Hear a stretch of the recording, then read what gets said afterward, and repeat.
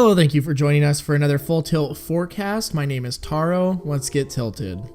First up for today is yet another story relating to Anthem, the EA game that was released as a boring, buggy mess and has only gotten worse over time.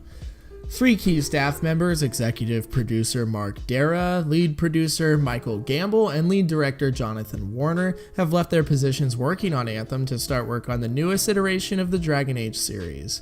Dragon Age 4 was forced to take a backseat at BioWare, and Anthem wrapped up its production. And as reported during its release, the company didn't even know what the game was meant to be until roughly a year and a half before release. Dragon Age 4 is faring no better.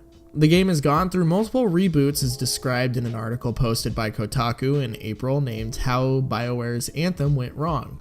With BioWare's entire development staff leaving the project to work on Anthem and its supposed 10-year lifecycle now headed by Ben Irving and Chad Robertson. Personally, I could see where Anthem was going, however they managed to make the content so flat and unappealing and the grind so boring and unrewarding that I couldn't bother to keep playing. Hopefully the reported live service aspects of Dragon Age aren't complete garbage as well.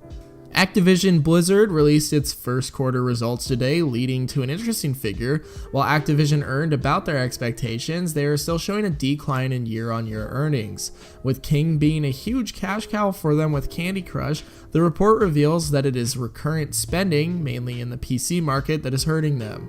The discussion over loot boxes and other microtransactions have been a big part of the gaming zeitgeist for the past couple of years, with Activision being at the forefront for many of the complaints. And sales numbers of microtransactions for PlayStation and PC have been steadily declining. They also made a statement about the upcoming Call of Duty city-based league being run in much the same way as the Overwatch League, with teams based in Atlanta, Dallas, New York, Paris, and Toronto. Also surprising was that Overwatch League's viewership went up by about 30% this year, not something I ever hear about outside of dramas with players.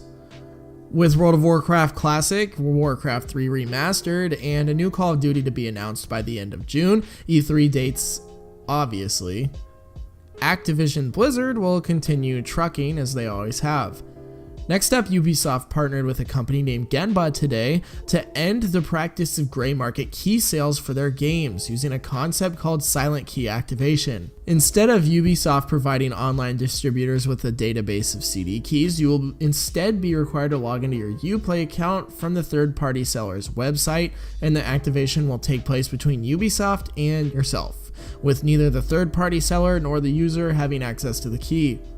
I'm generally against company taking away options and ownership of products, but if it's to kill the gray market that is formed around games, it honestly wouldn't be so bad. Finally for today, the Video Game Hall of Fame has 4 new additions. Colossal Cave Adventure, one of the early text-based games released in 1976 on cassette tape, Mortal Kombat, Microsoft Solitaire, and Super Mario Kart, defeating juggernauts such as Half-Life, DDR, and Super Smash Bros. Melee. Thank you so much for joining me for another Full Tilt forecast. We do daily uploads to keep you informed on gaming and esports news.